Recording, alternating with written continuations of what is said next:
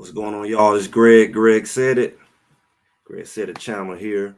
Back with our, I guess you call it our end of the week live here. We don't always do lives, at least not right now. Do lives during the week. Tradition has always been like at the end of the week, usually after the game, we do a live and we kind of do like an overview of like all the content that took place during that week and what happened in the game. It's always been a good thing. So it's something that we enjoy doing during the football season. I maintain it for the off season for the most part, just to kind of recap on some of the things that a lot of us may have missed. Some of us follow other channels, and some of you go to different channels as well as my channel, so you have the opportunity to kind of catch stuff. Sometimes stuff fall through the crack, and this is definitely one of them that is kind of developed kind of later in the end of the week about some of the things that NCAA has done. Appreciate everybody for always supporting. I want to make sure the supporters, shout out you all who subscribe. If you're new, make sure you subscribe, and catch up on some of the stuff that we've done to kind of see what we talk about and what we bring to the table. But like I said, the NCAA has not always been the friend of Colorado.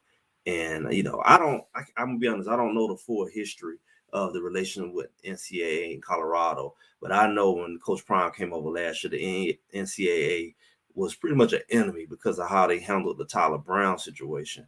It not only was an emotional thing and people felt a certain kind of way because, our content creators like the well-off really show the players, and you get to know the players and like the players, about them. Some of the content creators interview the parents, so you really get to see the impact of it. And we got to see the behind the scenes on how Tyler Brown got to the place when he came to Colorado and how he got with Coach Prime at Jackson State, and the emotional and the mental illness component, a mental health component that led to them asking for the waiver. And typically it would not be an issue, but we saw when Tyler Brown came over that it got all the way to the end of the off season. Right before the season, they decided not to let him play.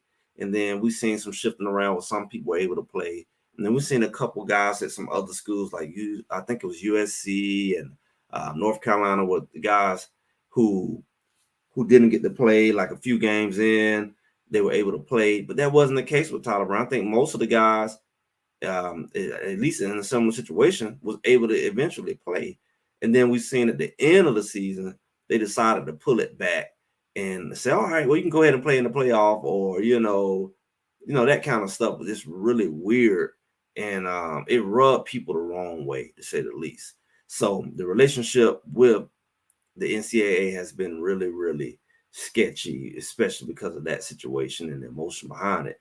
But I'm going to say this year, I don't think the NCAA was doing anything necessarily to help Colorado directly, but I don't know if you all been following the new rule changes that they're looking to implement for next season that could very much be not only Colorado, but definitely favor Colorado because of the situation they're in.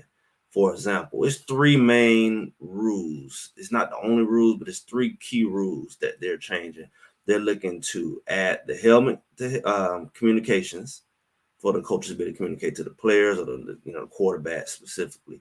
That's one of the main ones. I don't know how many people are going to be able to have a mic, honestly. I know the quarterback may be one. I know maybe one of the captains on defense. I don't know if it's going to be a limit. I don't know those details, still looking. But those, and if anybody knows, make sure you hit in the comments if you know the specifics of it. But that's going to be a major area, and we'll get into that. Second area is going to be the fact that they're going to allow the tablets on there like you see in the NFL, and how they're able to kind of go out on the sideline and kind of look at plays and kind of map out things and take clips and things, which is hard to do in a live situation, because technology is just way much quicker transfer. Outside of that, you have the little board and you're writing on it and things like that. The translation is just a lot easier. We're looking at the actual plays that they can kind of play back. So that's coming back. I mean, that's coming to college for the first time. The NFL has been doing it. And then you also have the 2-minute warning thing coming to college football. And for some reason, I thought that may have existed before, But I know, just watching NFL, maybe that's why I just got confused at. And I think even high school, I'm trying to remember. But the college football is bringing that component, and we definitely get into that. These three areas, and why I feel like it can help Colorado specifically. Going back to the helmet communication, why is this substantial? It's substantial because you got to remember, Colorado has two brand new DCs. I mean, two brand new coordinators. You got the offense coordinator and you have the defense coordinator. And one of the biggest issues that you run into when you are new is not only getting to know your players and them getting to know you, but you implement your system in a way where people can understand it. And you know, I play baseball. I play football and baseball. I'm gonna give you an example. One of the hardest things to do and implement is signals, and especially signals in a way where they cannot be decoded. So we seen the whole thing with Michigan this year. We seen some stuff in the NFL back in the day, which is a whole nother thing because they got cameras and stuff and all that. But I think that was the Patriots. They got into it that first time before they got into it with inflating the balls. But anyway, in the college, you always see the players. You got, the second and third string quarterback doing all these calls, and you're trying to throw people off on who actually throwing the call, or maybe certain people look at certain person, maybe the line look at this person and the other, and maybe they switch it, and maybe the quarterback and the receivers looking at different people, right? And the quarterback have like big wristband with all the play codes, and he looking at the wristband, and he decoding on the wristband. You got that going on, which you'll still have, but all of that is kind of going on, right?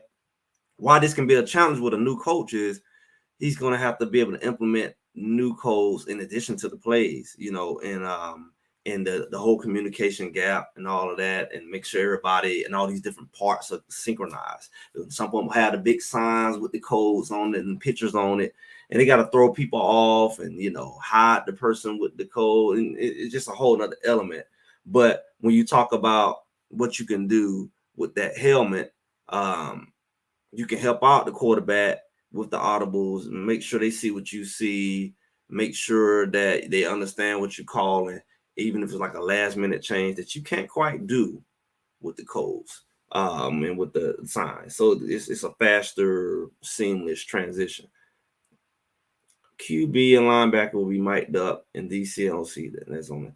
And that's interesting. The QB and linebacker. I wonder, I guess the linebacker will be a good person to mic up, usually because they're the play caller.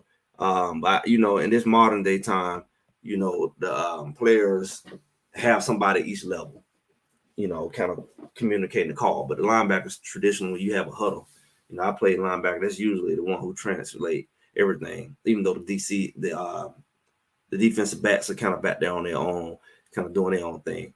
So that makes sense. What's going on, Miss Shirley? Always coming through to support here.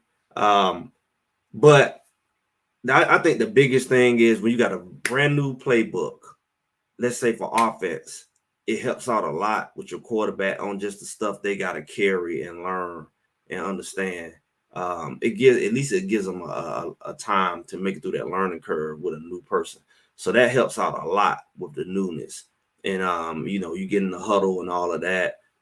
You got guys looking at the defense, can translate, hey, I see this, I see that, which can make it more challenging and more competitive. Even with our defense, our defense is known to kind of be a no position defense that we have with Robert Livingston coming in. So that maybe that'll help other teams with us because of the fact that it's going to be a lot of movement and the quarterback's going to need help. And that's one of the challenges, but I don't know if it's going to fully help because it's challenges to the NFL quarterbacks. It was challenging to Patrick Mahomes. They've been had the headgear. So that's just going to be a challenge overall for everybody to be able to read. But I think for the benefit on our defensive side of the ball is the fact that same thing. You got a new coordinator. He's going to be able to communicate what he feel, and he's not going to leave it to hand signals and posters. That's, you're still learning all these different things. Just one less thing that you just have to pretty much master. Somebody said, yeah, linebacker, QB of the defense. Exactly. But that traditionally that's what it is. Yeah. What was that? Selma, what's going on? Yeah, we got a lot of changes going on. And that's what you expect. But it's good to see changes that are going to actually benefit you and not always hurt you. The last year change, like I said, with the Tyler Brown thing, they got on transfer, went through the spring, went through the summer, and get all the way right at the end of the fall camp, and they say, "Oh, you're not going to be able to play," or they start playing with the idea, right before that, and that was a blow because he was their key lineman. What's going on, Raheem? Appreciate it. And I think the biggest thing is when you finally have something positive working your way, and it's gonna benefit teams with new coordinators and new players and all of that a lot more than people say I don't really need it, but it's gonna definitely help some of those younger quarterbacks with some of the things with their reads. So it's gonna benefit everybody, but it's definitely gonna benefit Colorado. Second thing is those tablets. Just bringing the technology to the game is always a good thing, because what we found is it was a lot of transitional issues, believe it or not, for quarterbacks when they went to the NFL, where they were used to doing the hand signal thing, and now they're just doing the huddle thing, and they got to, it's like learn to coordinate different senses. Like you got somebody talking to you, you got to get used to that. Somebody's loud and you trying to hear it, and bringing that facet of your game. It's good to be able to master that, and you can even assimilate it maybe in practice, to prepare for the game. But when you get to the NFL, it's not like a whole new skill set you have to learn on top of all the other new skill sets. So that's another positive about it for developmental purposes. And I think the NFL has probably had something to do with it. I know they'll be glad that their quarterbacks who coming in can have experience with that requirement. But I think that the tablets is also something that they would have. Game time adjustments would be a lot easier. That's another thing that would be an easier transition to the NFL. But the biggest part is quicker reaction. Like one of the biggest things that we talked about last year with Colorado is their perceived inability to make the adjustments. Like we always talked about Colorado not being able to. Why they didn't make the adjustments? Why they ain't picking up on these blitzes? Why they don't? Maybe it's a communication gap, especially with a lot of new people and new coaches working together who never worked together, and the coordinator who never worked with the other guys on defense and offense. Maybe it was a communication gap. Maybe it was egos, and maybe that communication gap slowed down whatever. Maybe sometimes we translate them with words and you got all this other stuff in the way. Maybe it gives in the way. But if I show it to you, it's like we all see the same thing, hopefully, and there's no argument, So hopefully that's something that can help as well, because when you bring in again a coordinator that didn't bring his own staff in, that didn't bring guys who he's been working with in, didn't bring his own offensive line coach, his own receiver coaches. These guys still getting to know each other too. And then we got a whole brand new guy. At least Pat Sherman was there last year. He had some kind of interaction, even though he was an analyst and he did the last couple games. Robert Livingston is totally brand new. He don't know nobody. He never worked with any of these guys. It's not like you're bringing in a guy who you worked with before. So, that just helps. Like, why are we debating here? This is what I see. Do you see this? It's easy to get on the same page with what you see on the device than arguing, semantics, or just this arguing, philosophies or whatever. So I think that the technology component kind of puts everybody back on the same page, if that makes sense. Keep killing. We'll take this guy to jail. Gotta go. Oh, goodness. Take a guy to jail. All right. Appreciate you coming through. Got a soldier here. Yeah. Make sure y'all have any comments. Make sure y'all go ahead and check in there. But these are just some of the things that just thinking, I'm sure everybody can spin it, but this is what they need, honestly. Because a lot of the biggest things people are concerned about is chemistry. And it ain't always the players. It's not always the players that I'm concerned about chemistry. Because again, dudes, they have egos. They kind of bump heads. They kind of bump heads on, I feel y'all should do that. Well, we feel they should do that. And it's like, and then you got to try to spend time justifying it versus having a neutral thing. Hey, This is what it's based on. You already got film after the game, but during the game, having that technology available legally to do that, and it's going to make everybody better. But at the same time, like I said, Colorado desperately need this. And I think that last area that I saw that Colorado really, really needed some help with last year. Now we talk a lot about last year, and people have an issue with that, but hey, so be it. That's what we got during our season is last year. And last year, one of the biggest things that stood out about Colorado, yeah, they had line issues and all these different things. They were new, they were undersized, the trenches. One of the biggest things when you look at the data and the stats, Colorado lost 8 games, technically, right? We could debate some things about how these games turned out the way they did. But one thing from a numbers perspective we saw is Colorado lost 6 out of those 8 games by pretty much a touchdown or less. I think maybe add one more game. I think was it Arizona or somebody? It was Arizona or UCLA that won by 10. And that was at the last minute too. But all those games really came down to the wire. Even their comeback, I'm gonna use for example that comeback against USC. They was running them down, and they ran out of timeouts, and they really, they came down, scored, tried to get the onside kick. They say Shador took longer to get in the end zone. But one of the things that could help Colorado in these close games, because a lot of the games that they won, it wasn't close. And it went overtime anyway, so it don't matter. The games that were close that they won, it was in overtime or right at overtime. Where they either had to come back at the end or they had to stop the team from coming back on them. It wasn't an issue with the team necessarily needed more time. Colorado, on the other end, had issues with time where, like USC, they had one more clock stop. Yeah, it was some crazy calls, interceptions that taken away from them, pass interference, all that. But if we added that 2-minute warning, that stopped that clock, I think USC would have been in trouble.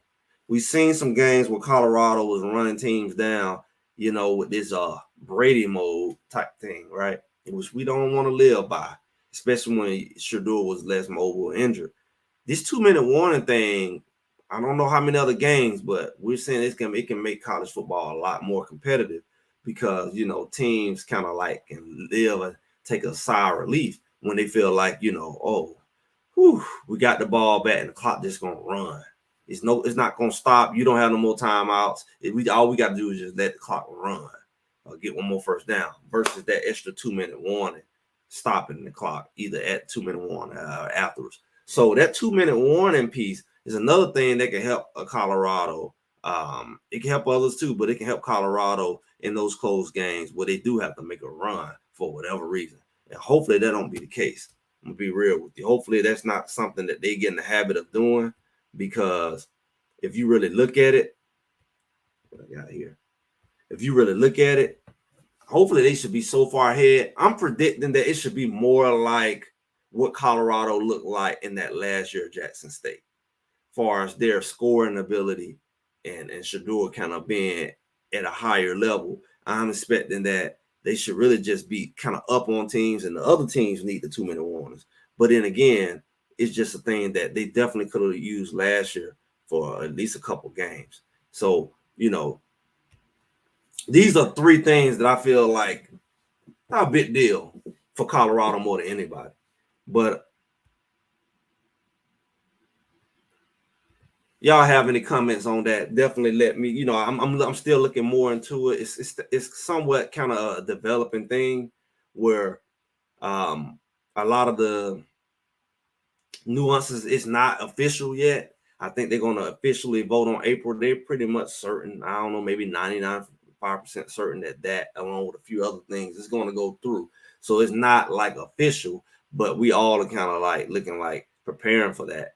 And what's weird, I just thought about it. Like this spring game is April. So it's like they're really not allowing people to really benefit from this rule during their spring. So they're not going to get a chance to practice with it. I mean, I don't know, maybe they can practice with it on their own, but it's not something that they're going to really sign off on to after the spring. So I guess people have to get really familiar with this technology and this aspect of the game during the off season. And that's going to be weird because I think after spring, you kind of go back into that period where the coaches are not around. And you kind of do the, team workouts and stuff like that. Then the coaches kind of come back in around, I don't know, mid to late June. So, he really is not going to have a chance to really put these systems in place until the summer.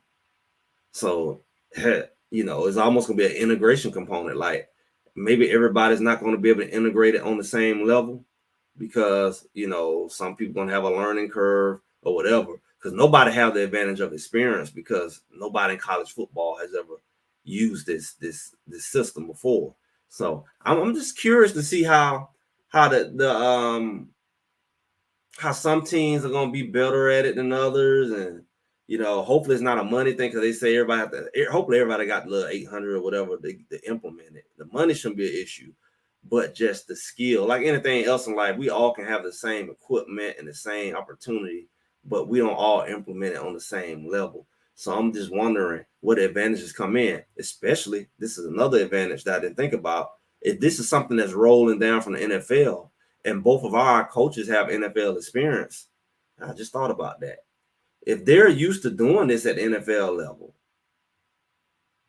do you have more experience as a coach who's coached, let's say, at the NFL level for 10 plus years versus the coaches who only primarily coached at the college level?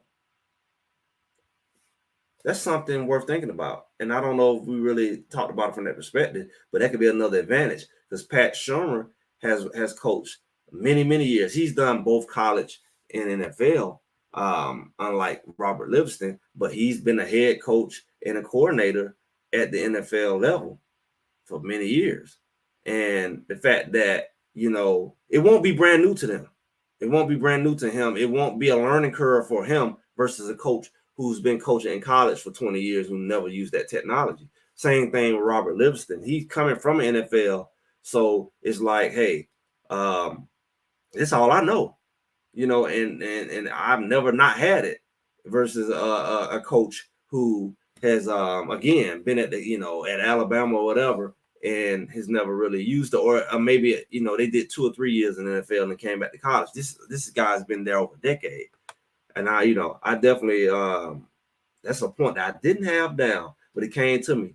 Appreciate that, Jen. So that's definitely a strong point. This probably is the strongest advantage they would have when it comes to using not only the headgear communication, but also the whole tablet thing and working the tablet and knowing how to, the tricks and how to implement it. Because, if you've never done it before, you're trying to figure out, well, what do we do with it? Or even just the technical components of using it. Like everybody is not technically sound, but if you've been using that in your career for 10 plus years, and this guy here has to learn it in over a summer, he may not even really know all the nuances of how to use that tablet or how all the features or how to work it. He may take him half the season to figure out, oh, I didn't know how you can do this with the tablet. They might have to go take some classes. This guy coming in, oh, this I already know how to do all of this. That could be an advantage. That's pretty strong. What do you think of the offensive lineman one-on-one yesterday? Was it yesterday? I think I saw it. Like I said this last week, probably the week before. I believe Bucky is going to protect them a lot more. I mean, not only everybody's learning, he's learning, on a different level, more eyeballs and maybe more. We come from HBCU. It's like a lot of people not watching you. You still kind of like the newcomer as far as, that he's an innovator of this type of social media. So when you look at, when Well Off rolled out, it was fun and people wasn't thinking about, I can use this to scout JSU. But now when they come to Colorado, people expecting to use that as an extra resource, and they have extra resources. They have extra staff. They have technology to use this as an extra tool. So, stuff you take lightly, they using that to kind of scout you and you giving it to them. So for me, if you like showing the lineman getting hit and,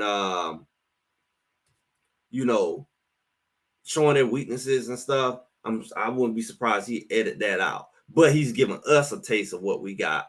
But he's being more strategic. The same way as if, we showing plays and they say we're gonna stop showing plays, we're gonna show you the end of the play, we're not gonna show you the formation. I think the same thing is gonna happen. So from what I saw, he pretty much showed a balanced look. Like he showed defense making good plays, he showed offense making good plays. He kind of cut it and slice and dice it up where you really didn't see what happened or what the weakness is of that person. So he's definitely gonna be doing a lot more of that. What's going on, Big Worm? Appreciate the super chat here. Big Worm always coming through supporting. I see Big Worm out here. Appreciate that. You know why? Because Greg said it.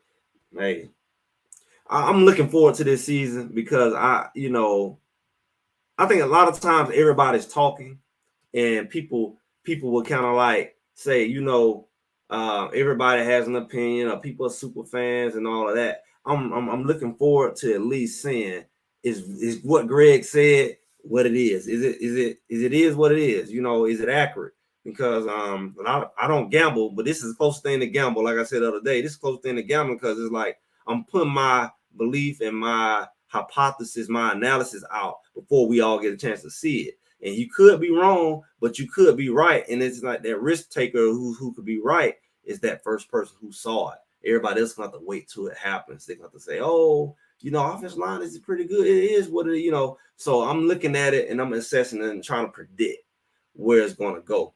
And hopefully that's the case. And a lot of people ask me, I'm really thinking about it. A lot of people ask me, are you going to any game? Anybody going to any games? Anybody in the chat going to any of the games? The schedule is out. And honestly, the first game is on my birthday. The game against North Dakota. So that's interesting. I have not made any plans, but I like what Colin said from Life and Football, Colin, that, he didn't know last year this time that he was going to be at all the games. I don't necessarily expect to be at all the games, but, it would probably be great to make a game. And I probably could, get out there if I wanted to. I just don't know just how my schedule going to look. I haven't made it like I'm going to do. Usually when I say I'm going to do something, I go ahead and do it. I haven't like really had that hunch to say, I'm going to go to this game. I'm going to go to the UCF game. It's just down to Orlando. I can really drive down there. I don't even have to fly. And I know I got my 8-year-old. He sit and watch the games with me. I know he want to go. So it's not like I do like Colin go by myself because he really think he's a Colorado guy. He's starting to watch football and he try to stay up and watch the games with me. So, I know if I went, he'll have a fit, if he didn't get to go. So I'm really weighing this thing out. What was that? Jen said Utah game. Utah's definitely a home game. And that's like one of the last games, I believe. But you're going to go out there in the snow. It's going to mess around and be snowing out there. It'd be cold in Colorado later in the season, which is cool. You might want to catch a little snow. I never sat in the game in no snow and watch, but love the development happening there. Yeah, we looking forward to seeing. I know Coach Sapp should be landing soon. Warren Sapp, and you starting. We're about a week or so away from boys getting out there and actually practicing. So we're gonna have a lot to talk about real soon. All season is about to be on. I really believe somebody's gonna steal. Come on in. That's funny. Yeah, that's why y'all got hyped over that video. Yeah, Kamani, I don't know. It looked like he's coming around, and Kamani's year is next year. I mean, why would he leave and start over? I mean, he's gonna play this year. He underestimate the need for depth. We need depth. We always need depth, especially that line. Tyler Brown, everybody gonna have to play. Somebody gonna get hurt and have to come out of series or a half or a game or multiple games. It's going to happen. Those big old boys, and we need a lot. We need depth. And I said same thing at cornerback. We seen what happened last year when Travis Hunter went out. It was like musical chairs out there. We never recovered till he came back. We need people ready to go in. People need breaks. People get hurt. People get targeting and all of that. Everybody got to be ready to play, you know. So it ain't, like the boy who left, what was his name, that went to Oregon last year. He would have played. He would have played a lot. If he could have proved himself, he probably would have ended up starting. Even Way Cooper, there was, Stoudemire, Cooper, Kamani, and old boy went up there to, I forget his name, went up there to Oregon and played. He, depth is depth. It's not about who's going to start. You don't know who's going to start. I remember Sylvan Craig didn't know he was going to start. He didn't know. From CU. Yeah. Yeah, I'm going to the UCF game. I'm in Georgia. I'm close to Colorado. I'm in Orlando. Yeah, I'm in Georgia too. I'm in Metro Atlanta, and that's the closest game for sure. I definitely wouldn't have to fly out there. So that's the most likely game, and the weather should be good. So I don't know. It's just we're gonna have off season stir this thing up. Maybe I know a lot of the guys from the other channels are planning to go, and we kind of all overlap people. So it's really smart. It might end up being a point where everybody might say, "Hey, let's meet up and go to the game," and kind of hang out. So I know Colin is in that area, in the Tampa area, I believe. Some of us is in Georgia. Some people is coming from the other side over there, but I know a lot of people is looking at going to the UCF game. So we might make a trip out of it. The family can easily go to that. Maybe they kind of like don't go to the game. Someone's go to the game, the rest of them stay at the hotel. I don't know. That's the most likely trip. I'm gonna be real with you. I've been to Orlando several times, of course. I've been there on not holidays, vacation, stuff like that. So that's doable. Put some gas in the car, shooting down there, have a good time, shoot some content, get on back Sunday morning, whatever. Leave Friday. I don't know. Definitely probably leave Friday and get that Friday night. Stay there a couple of days. Yeah, that's doable. Maybe get an Airbnb. Y'all should do. People get together, do a bit Airbnb. Have a good time, and get on back. You're gonna spend. I don't know the cost. I know somebody asking about the tickets, like how much the tickets. Tickets. I don't know. The key is gonna be able to get these things before they sell out. That's the only thing. Games like that coming to Florida is Coach Prime. Hopefully they have it in a big enough stadium, move it to a big stadium or whatever. And the sellout is the thing. Like your tickets for a sellout.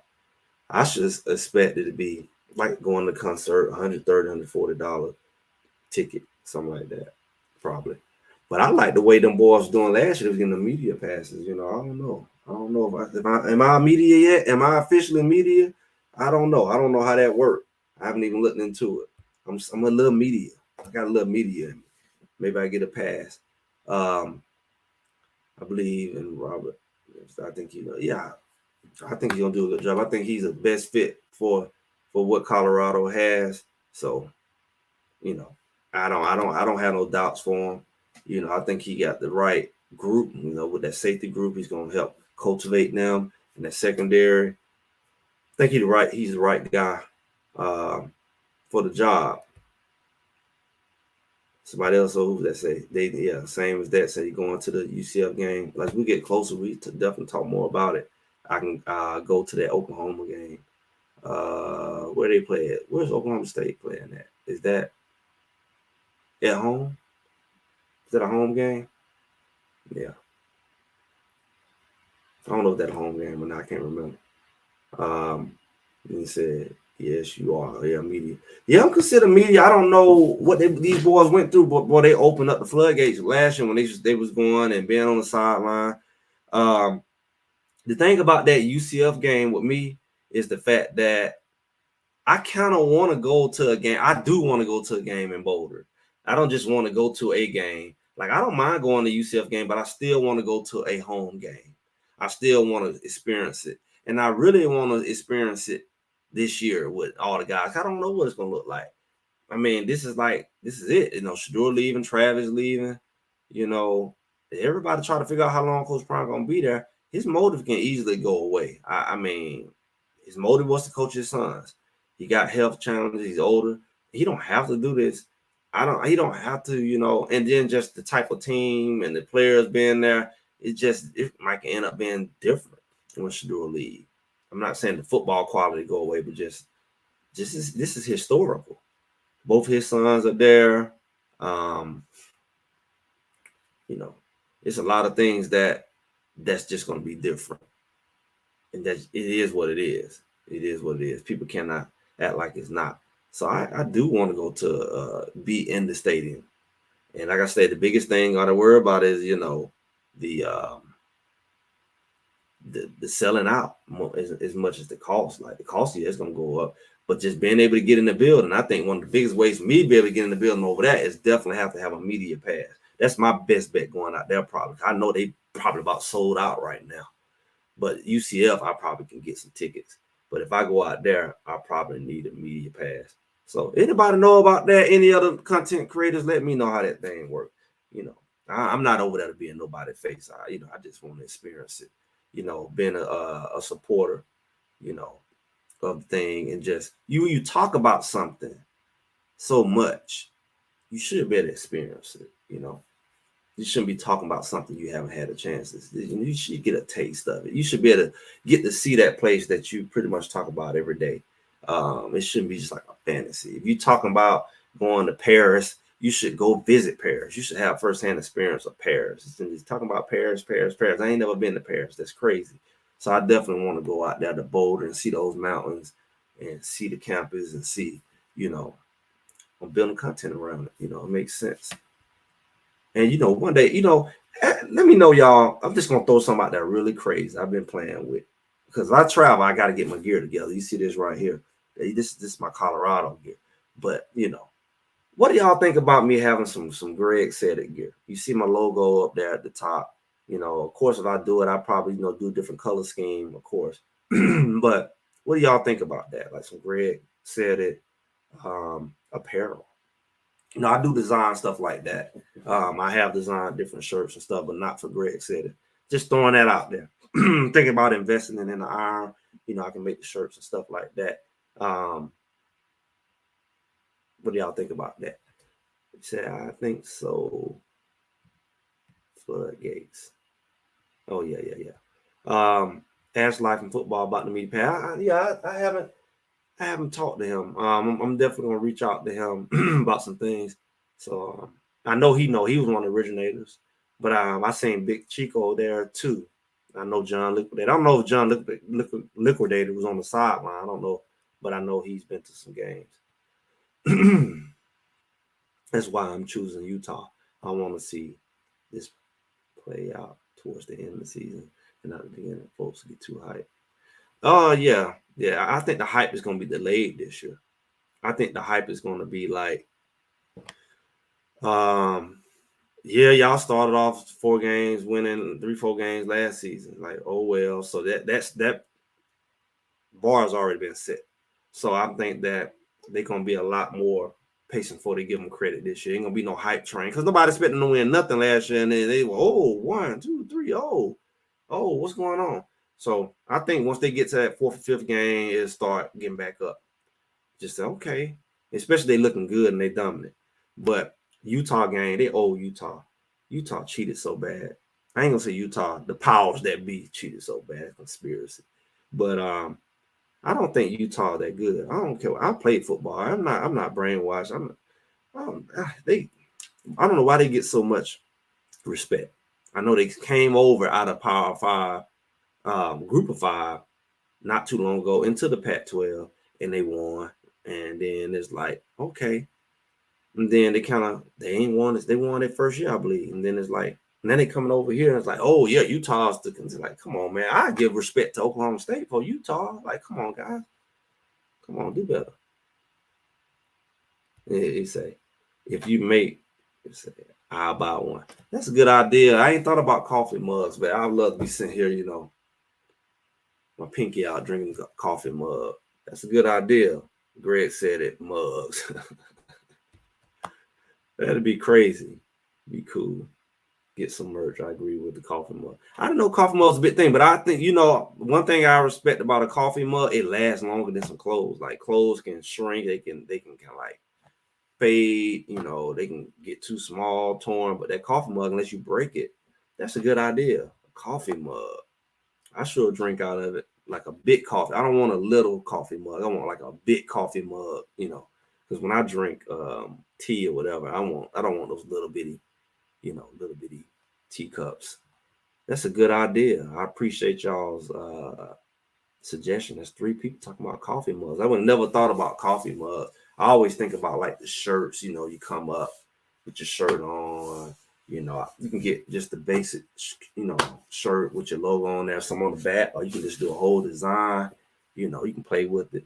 I'm just thinking about something like that. I'm gonna keep that in mind though. But with that, you know what? I haven't had any lunch. I didn't even know I was gonna be on this long. But I appreciate you all stopping through. Make sure y'all like, share, subscribe. Thanks for all my the guys who come through all the time. And hopefully, if we do go to some games, we can kind of meet each other out there, collect the items for me. Yes, sir, collect the items. I get it. I get it. Game from last year. It's the history of the game from last year. So, yeah, I think this year's gonna be even bigger. I mean, I don't see why not. You know, what did that say? Yeah. Redemption.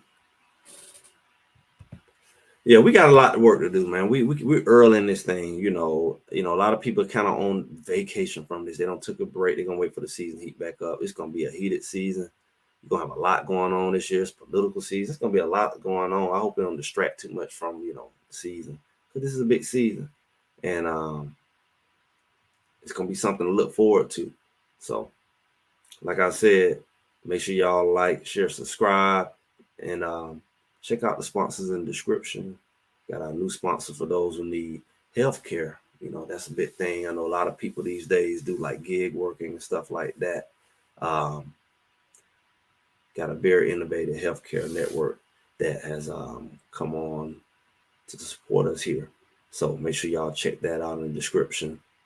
Business owners, entrepreneurs, affordable healthcare, and probably in a lot of ways better than a lot of the insurance options out there. Make sure y'all check that out in the description. Like I said, I'm gonna go get something to eat. Appreciate y'all coming through. Greg said it, and I'll talk to y'all soon.